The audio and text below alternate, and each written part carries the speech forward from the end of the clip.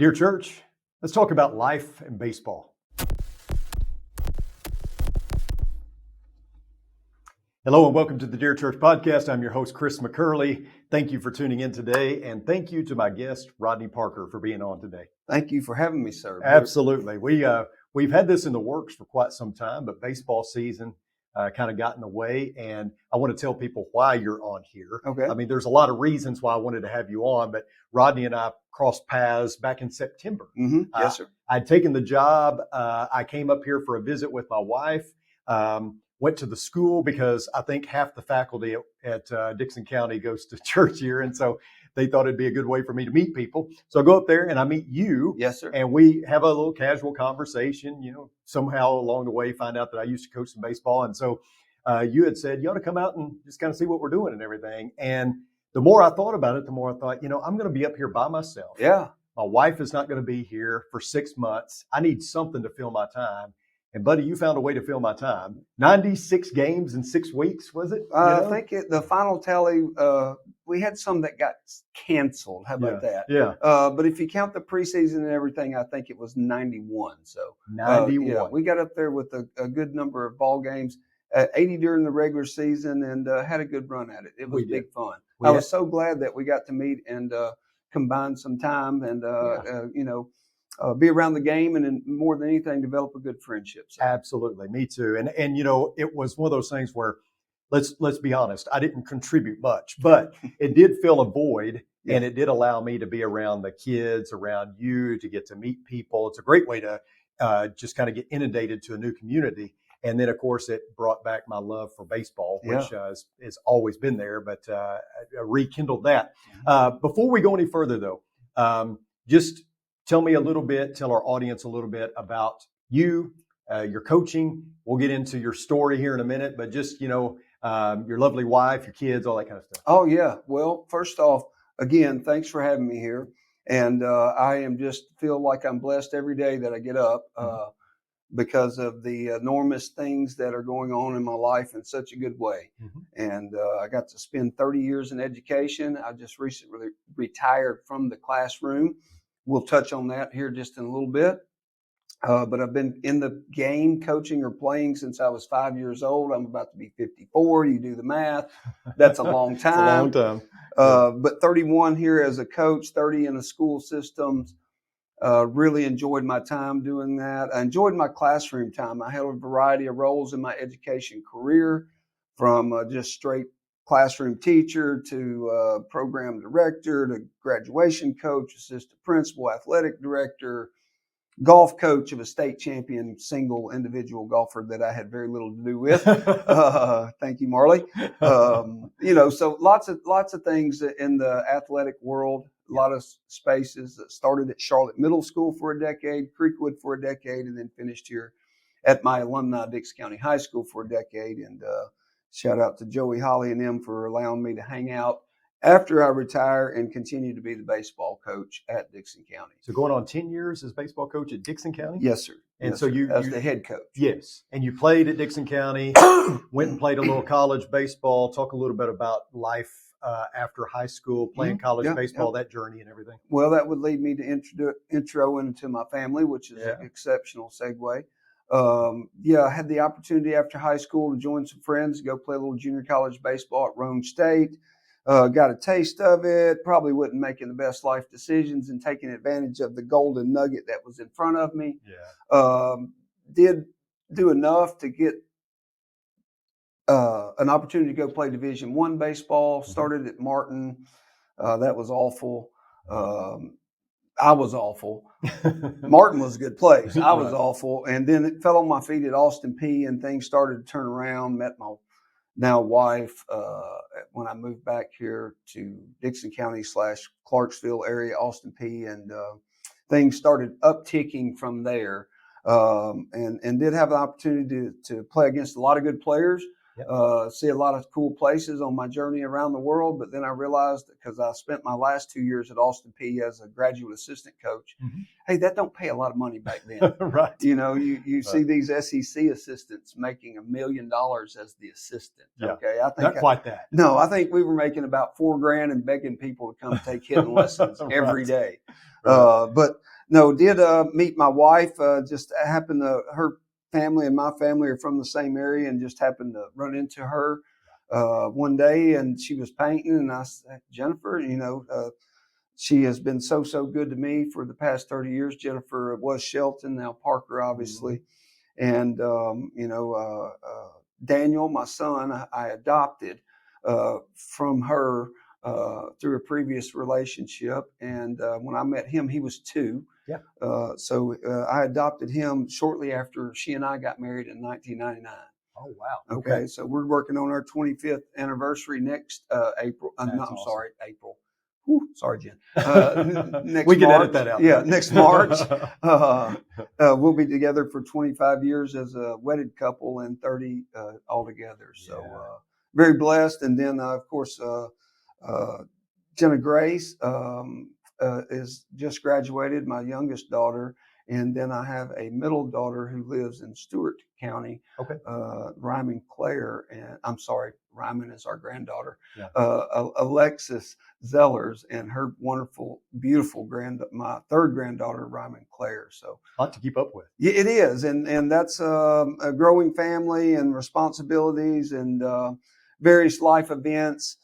Culminated in me saying, hey, 30 years was enough. So let's step out of the classroom and see which direction the good Lord is going to take me on. And that's, I'm literally, you think about Christmas Eve and just, I'm kind of in that stage right now of what is next. Well, you're a very, and folks can probably see this about you. You're a very high energy individual. You're, bouncing off the walls all the time. You never sit still. I tell this story, and if you forgive me if you don't want me telling this, but I'm going to tell it anyway. When you and I first met, we had a long practice and preseason, and we'd had a scrimmage and everything, and we're getting done, and you're, like always, high energy, and you said, Coach, let's go to Waffle House. And I said, okay, my wife's not here. I don't have anything to do. I'm going to go home and just sit around. So, it was about 8:00 at night, and you said, well, let me find my phone. You couldn't find your phone, which is, those of you who are watching that know Coach Parker, it's a common occurrence that you can't find your phone. And you're looking for your keys. And anyway, I needed some pants because Coach Parker requires all of us to wear the same uniform every day, including pants, even coaches. And so you were getting me pants, trying to find your phone, all that. We go to Waffle House. It's 8:00 at night. I bet you downed 5 cups of coffee within like 10 minutes. And you wonder why you couldn't sleep, but you ate a big meal, and that was one of my favorite moments because we just got to talk about baseball, about life, and that's what sparked the interest in me to say, you need to come on the podcast and talk about this because I know you're a great man of faith. You teach Bible class every Sunday morning at Sylvia Baptist, which is a little community outside of here. But talk a little bit about the big moment in your life that happened recently that kind of centered you and made you kind of really put everything into focus. Well, I guess it was about August of 21. Yeah, August of 21. Wow. Mm-hmm. It's funny, you have to think back, we're halfway through 23, but August of 21. And I don't like dealing with hair. I mean, obviously, right? I don't like shaving. I don't like, to me, and this is just my opinion, time spent doing this is wasted time. I could be focusing on something else. Got it. That's just me. Okay. And so every Sunday morning before I get up to go to Sunday school, routine, zip the hair, shave the face, let it ride the rest of the week. Okay. Yep. I figured 29 years or 30 years in education, we can go with a little scruff. Yep. And one August morning, it was just like out of nowhere, I'm shaving, and all of a sudden my razor goes over this hump over here, and I'm like, hey, what is this? And I look in the mirror a little closer, and I was like, Jennifer, what in the world? And there was this lump on my neck. And, throughout the course of your life, sometimes you get a little infection and they kind of swell a little bit and go back down. But this one was like bigger than normal. So I was like, instantly called Dr. Organ and got in the very next morning to see him. And he did a little field test and said, hey, friend, take these antibiotics. Excuse me. Yep. Take these antibiotics. And if they don't do anything in 10 days, then we're going to have to go get it looked at. Yeah. So understanding, and I'm not a real smart man, but understanding how medicine works and whatnot, Right. I knew after about 7 days that if these antibiotics were going to do anything, that thing would have kind of eased a little bit. Well, it didn't. It intensified. Oh, okay. So I was like, hey, doc, we got to do something different. Because I need to go get a biopsy. I need to go somebody look at this. And so I did. And I'm going to tell the community this. I'm very fortunate that Dr. Jim Roth and his sons, Adam and Luke, play on my baseball team. Mm-hmm. And he is a retired or not working, whatever you want to call it, ENT or nose and throat. And I utilized him as a point of reference. And I'm very thankful to the Lord that Jim was in my life through baseball. Sure. That I could talk to him. And we spent many a nights, whether it was in text or conversation. He probably don't know. And Jim, if you ever see this, how much it means to me, but it meant a great, great deal. Sure. So he set me up with a guy, Dr. Sachs, to go get biopsy, scan, x-ray, whatever you want to call those things. I don't know. Yeah. And it turned out that I was diagnosed with squamous cell carcinoma, and which is cancer, basically. It's a form of cancer. And here's the thing. I tell people that, yes, cancer, it was bad. It was a bad deal. Yeah. Okay. But I guess in the cancer game, or whatever you want to call it, the cancer circle, okay, mine was a big old hanging change up. Yeah. Because it was HPV oriented, okay, which is one of the more easier types to kill. Right. Okay. And so they were very confident that we could do this. Now, the path getting to that, it was rough. It wasn't real fun. No. It wasn't real fun, Coach. So I understood that this was a doable task, but it was going to change my life drastically. Yeah. And again, you don't want to. And again, I guess I'm sitting here saying I'm thankful if you're going to have a type of cancer that it was one that is curable. Right. I look and see so many of my friends who are not gracing this earth anymore because of this disease. Mm-hmm. And it really gets your attention about a lot of things. I bet it does. It wakes you up to a lot of things, doesn't it? So what you went through, because you are in remission now, they got rid of it. Yep. Everything seems to be going good. You know, your follow-ups are all good. But getting to that point, you know, one thing you told me about it, this just blows my mind, is all the dental work you had to do before they could start treatment. Talk a little bit about that. Well, part of that's my own fault. Yeah, I don't want to throw you under the bus. Let's just be real. But no, if I have to stop and drink, there are still lingering side effects here as we're approaching 2 years. Yeah. Where you have to drink water from the chemo and radiation just to combat the ongoing dry mouth, which could be a lifelong thing. Yeah. From where, you know, the treatments were pretty intense. Yes. So yeah, like everybody was like, yeah, you got cancer because you're smokeless tobacco user. Yeah, you do like to dip. Yeah, I do. And you know, that is a good correlation, and I probably shouldn't do it. And there's things called addiction in this world, and the nicotine and the smokeless tobacco, let's just call it out what it is.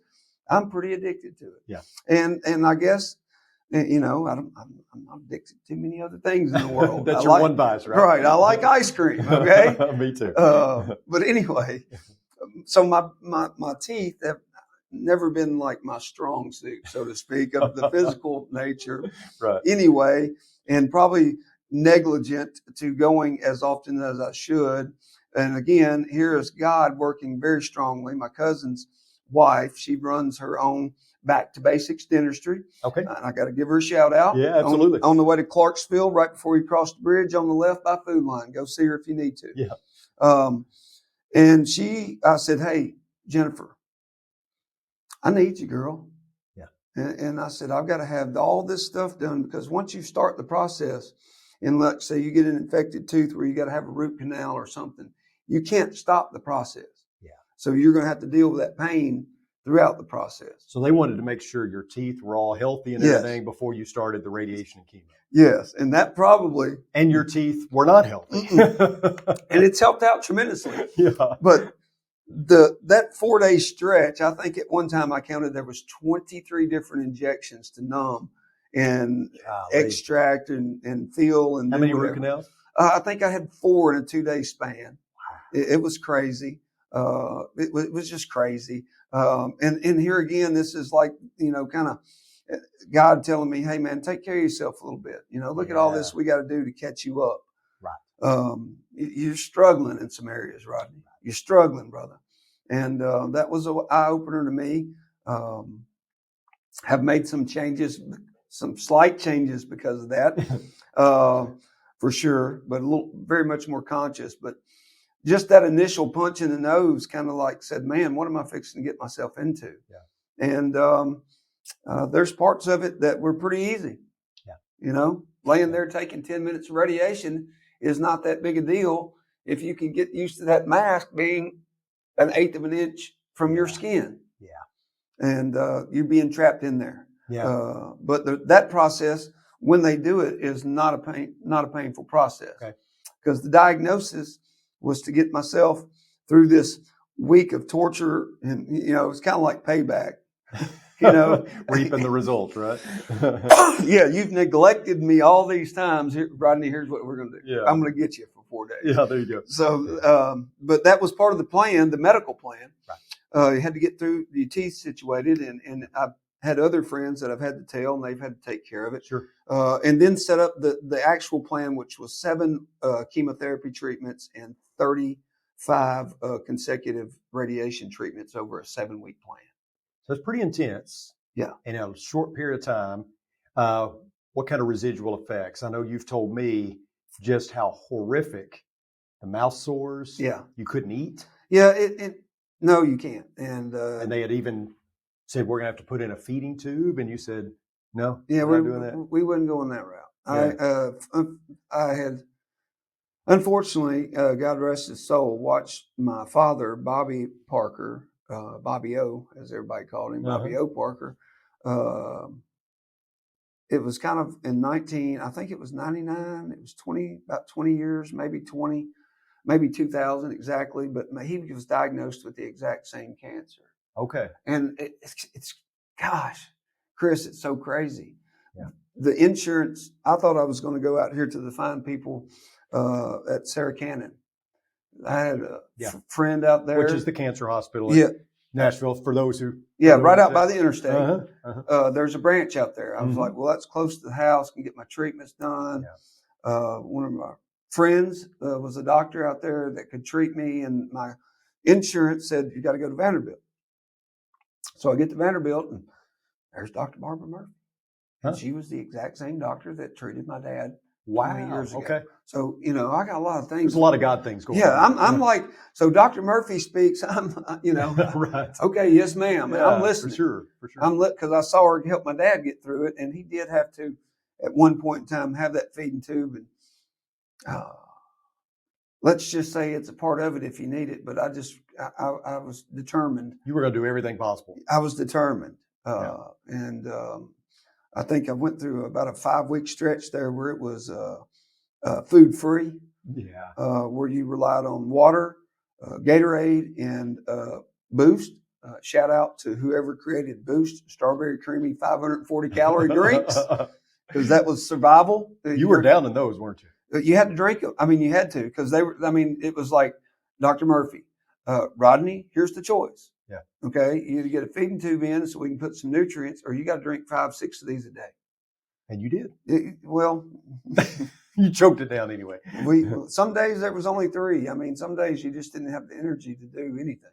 Yeah. But it was interesting. When did you feel like, and I've asked you this before, but I want you to tell our audience. Yes, sir. When did you feel like you turned a corner and thought, I'm going to beat this. I'm going to be okay? Because there had to be a moment where you thought, I don't know if I can do this. I don't know if I'm going to be okay. When did you feel like, hey, I think I can do this. I think I'm going to be okay? Well, let me first off tell you my mindset about it. The mindset about it, and as soon as they told me is I'm kicking its butt. Yeah. Okay. Yeah. And that was the continued mindset. I Right. mean, that's just like, turn silver to gold mindset, Yep. beat cancer mindset, That's an athlete mindset, a coach mindset. yeah, Yeah. be the strongest follower of Christ you can be Uh-huh. mindset. Uh-huh. Okay. Yeah. And it's about what you want to do. But there was Chris, there was, I don't know, some days where you land there and like literally some days it was like just so hard to swallow. Yeah. And even a drink of water. Right. And you think about when Moses's crew, the Israelites, were complaining to him. Yeah. Hey man, you told us we were going to better places and we're thirsty. Yeah. There's part of that bounces off the side of your head, as I like to say, ping ponging. We're like, Lord, I'm thirsty. Yeah. I'm thirsty, brother. And I don't know if there was a particular turning point because you just lived in each minute. You had to. It's moment by moment. Minute by minute sometimes, because the struggle was real. Yeah. I mean, the struggle was real. And I mean, every day the struggle was real, especially when you got to a certain point. Now, that wasn't over a 3, 4, 6 month period. That was about a 6 to 8 week period, about a 2 week period where it got real intense. Right. Okay. But the mindset was that I'm doing this. Yeah. But I don't know if there was a particular moment. You just had that mindset all the way. Yeah. I mean, but eventually it started subsiding. The sores, went away. You could swallow. Yeah. Chris, for the purpose of this being you don't even want to get into the explanation of what the inside of people, not only mine, but people who get treated for this, what their mouth inside turns into. It's almost indescribable. Literally, it's like just one humongous like cold sore that is so sensitive to anything. Right. Therefore, many people have to get a feeding tube, obviously, to gain nutrients. Because you lost quite a bit of weight that you've never gained back since, right? Summer's been good to me. Well, it's hard for me to believe this, but you've said you were heavy. I was 205. I mean, the heaviest I'd been was like 218 or something. That was like during a real good Thanksgiving and Christmas time. How about that? Yeah, there you go. But I like staying anywhere floating between 195 and 205. Just, I can fluctuate pretty easy depending on how much we eat that weekend. But anyway, I got down to 150. So I lost about 50 pounds. Yeah. And like today I weighed 170. There you go. Yeah. So I was really excited about that, gaining and hitting that mark. Because that was a mark. And well, I can attest, because we've eaten many meals together, I can attest it's not for lack of trying. Yes. You're trying to put on weight. I have been, and I'm afraid I'm going to, might have to watch that habit, because I'm literally been forcing it. Then you get back up to where you want to be and you're like, whoa, tougher to slow down. So at this point, I have started that process as well of moderating the amount that goes in as well, and trying to get back to more balanced meals. Yeah. Because it was, I don't know, you got to search for things that can go down. You got to search for things that you can eat. You got to search for things that, like I joked about ice cream, but like, it went down. It's high calorie. Yeah.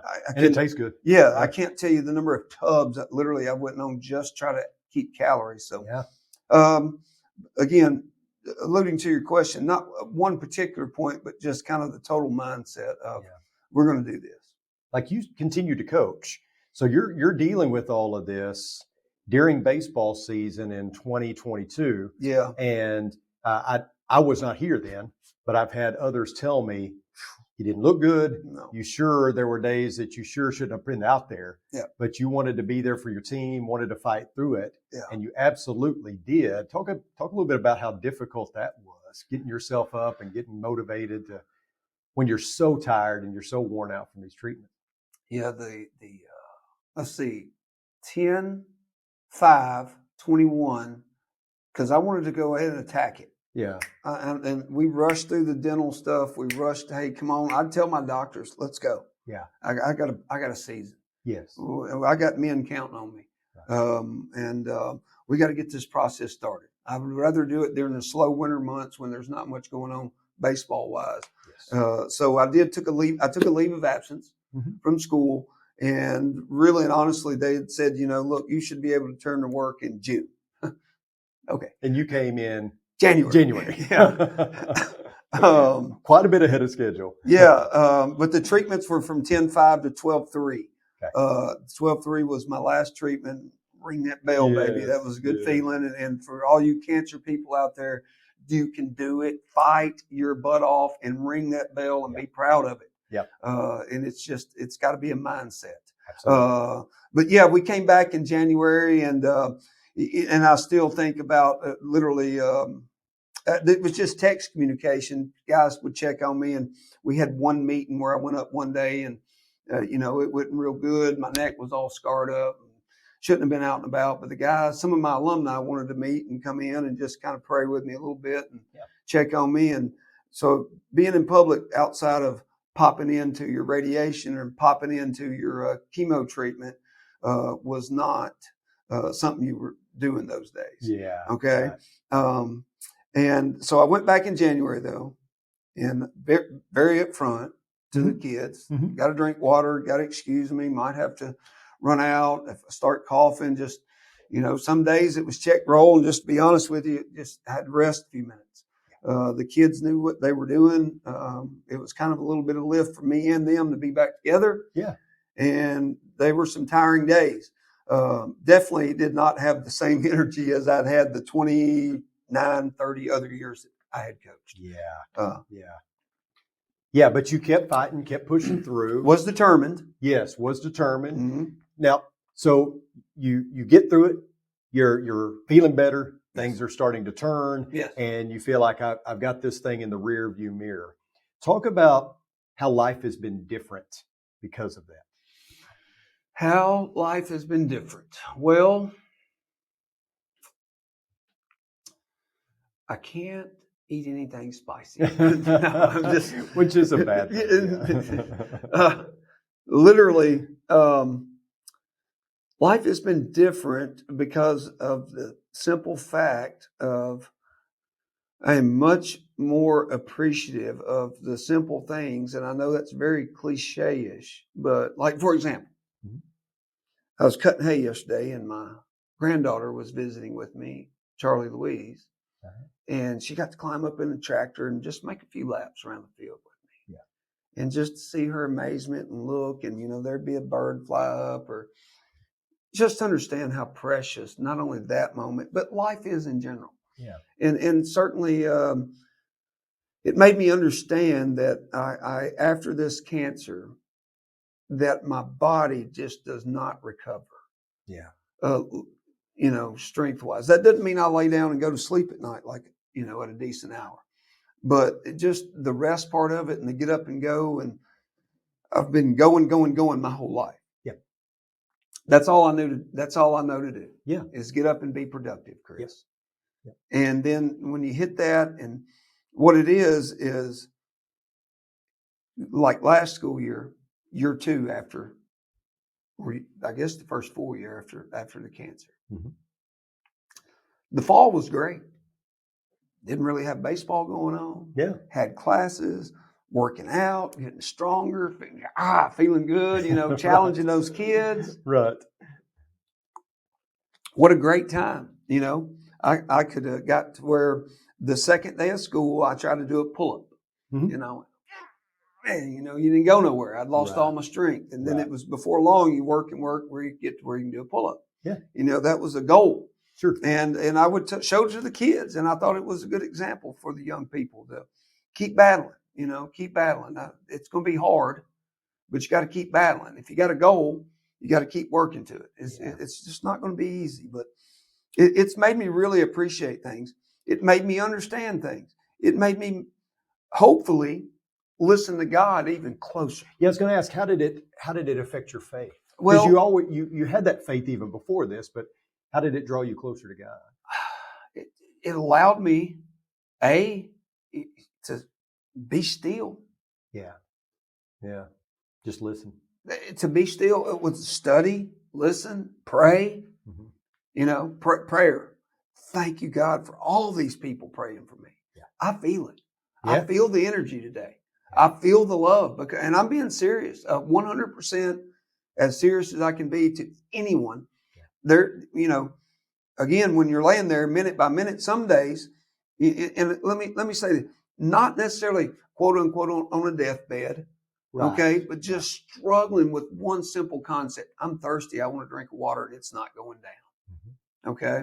Yeah.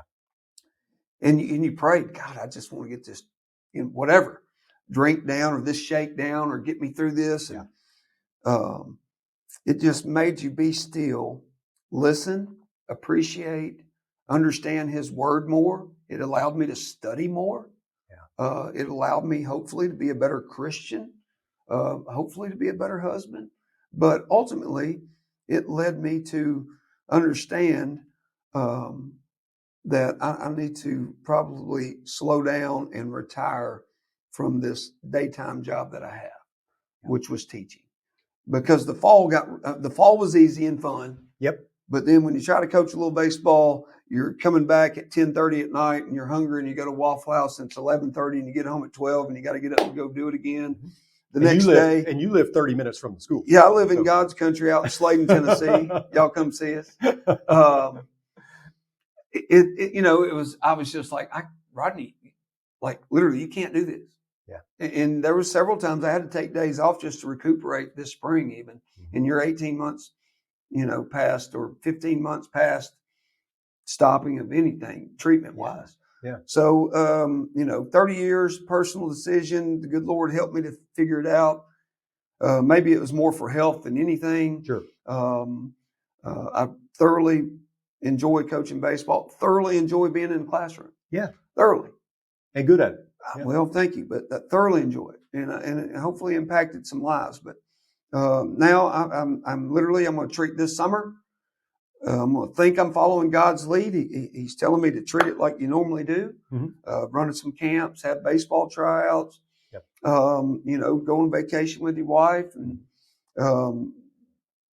cut hay and do what you got to do. But then when August rolls around, that's kind of where I'm going to really see where the good Lord is leading me. Yeah, you got some options there. That's you are, and you talked about cliches a while ago. This is a cliche, but it's very true. And I think that's why they're called cliches, because they are true, Mm-hmm. But you are one that truly sees baseball as something bigger than just winning games. I heard you say, and you borrowed the quote from somebody, and I've used it since, I coach for weddings, not wins. Yeah. In other words, when my kids that have played for me get older and I go to their wedding and I get to see them handle life, you really do coach for something bigger than just the game of baseball. Talk for just a few moments about how life and faith and baseball all interconnect, because you kind of combine them all. Yeah, I try to as legally as you can in a public school system. How about that? There's some restrictions. Yeah, there are some restrictions, but I guess more so by example. Mm-hmm. And then a lot of there's guys in our quote unquote our M&Ms. You spend 4 years with me, you're probably going to hear the same story a time or two. Explain what M&Ms are. You do that every day before practice. Yeah, M&Ms it could be 2 minutes, 7 minutes, 10 minutes, whatever, just mental minutes. Yep.